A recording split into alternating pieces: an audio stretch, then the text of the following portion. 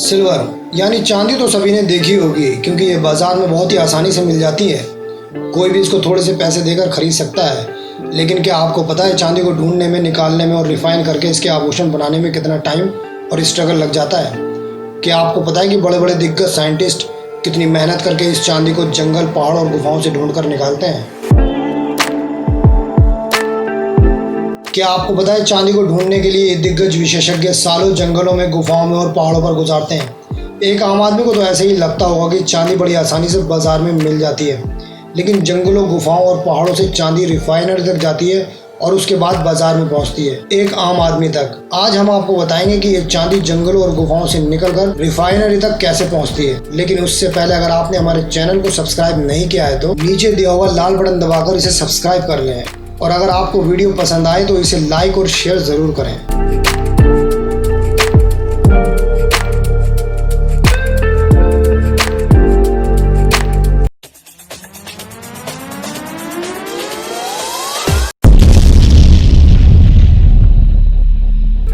ये वो पहाड़ होते हैं जहाँ से विशेषज्ञ चांदी का पता लगाते हैं। दिन रात खुदाई और मेहनत करने के बाद कई टन पत्थरों में से थोड़ी सी चांदी निकाली जाती है।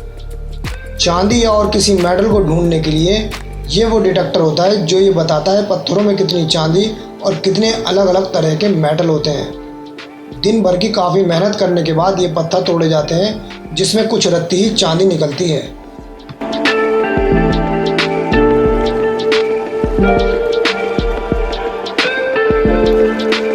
पहाड़ों पर यह तरीका बिना ब्लास्ट के किया जाता है। काफ़ी मेहनत और मशक्क़त के बाद चांदी को इन पहाड़ों से निकाला जाता है। वहीं अगर चांदी को गुफाओं से निकालने की बात करें तो जिस जगह पर चांदी होने के सिग्नल मिलते हैं वहां पर हाई टेक्नोलॉजी मशीनों द्वारा डायनामिक ब्लास्ट किया जाता है।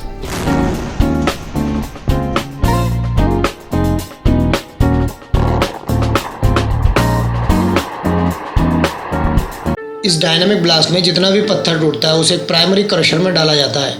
ये क्रशर चांदी मिक्स पत्थरों को कुछ बड़े टुकड़ों में तोड़ देता है।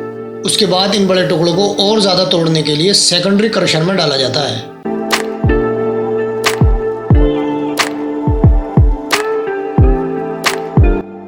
ये क्रशर इन चांदी मिक्स पत्थरों को और छोटे छोटे टुकड़ों में बदल देता है जो लगभग 6 mm तक के होते हैं।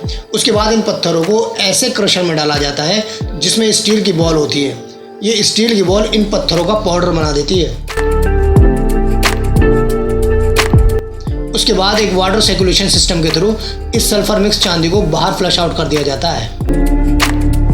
जिस बड़े टैंक में चांदी मिक्स वाटर फ्लश आउट होकर जाता है उसमें चांदी के साथ साथ दूसरे मेटल भी होते हैं। इसमें एसिड को डाला जाता है। इस एसिड को डालने से चांदी इस पानी में घुल जाती है जो बाद में फिल्टर के द्वारा अलग कर ली जाती है। ये filter plate zinc based chemical के द्वारा ट्रीट की जाती है जिस पर सिल्वर और दूसरे मॉलिक्यूल चिपक जाते हैं। बाद में इन मॉलिक्यूल और चांदी को इस प्लेट से छुटा लिया जाता है जिसमें 50% चांदी और 50% वेस्ट होता है। इस वेस्ट मिक्स चांदी को प्योर करने के लिए भट्टी में सुखाया जाता है।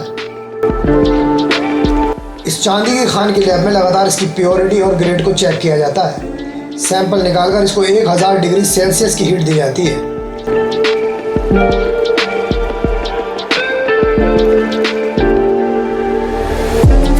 इसमें चांदी के साथ साथ दूसरे मेटल भी होते हैं जैसे lead, zinc, copper, selenium, cadmium. इसके बाद लैब टेक्नीशियन इस मेटल मिक्स चांदी को केमिकल लगाकर वापस ओवन में रख देते हैं। जब 1 घंटे के बाद इस सैंपल को ओवन से बाहर निकाला जाता है तो चांदी को छोड़कर सारे मेटल जल जाते हैं। उसके बाद इस सैंपल का ग्रेड जानने के लिए लैब टेक्नीशियन इस चांदी के पैरामीटर को चेक करते हैं।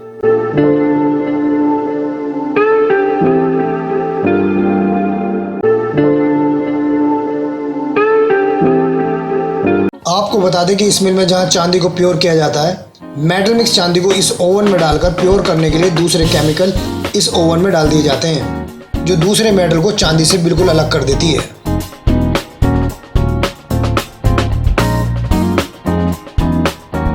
कम से कम 4 घंटे के प्रोसेस के बाद चांदी दूसरे मेटल से अलग होकर बाहर आ जाती है,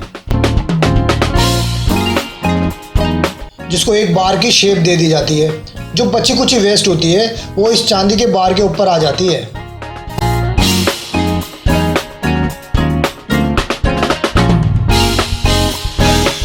जिसे कम से कम 5 मिनट के प्रोसेस के बाद इस वेस्ट को अलग कर दिया जाता है। जब ये चांदी सूख जाती है तो इसे डाई से बाहर निकाल दिया जाता है। अब ये चांदी का बार माइनिंग कंपनी रिफाइनरी में भेज देती है, जहां पर इसे बाजार में बेचने के लिए और ज़्यादा प्योर कर दिया जाता है।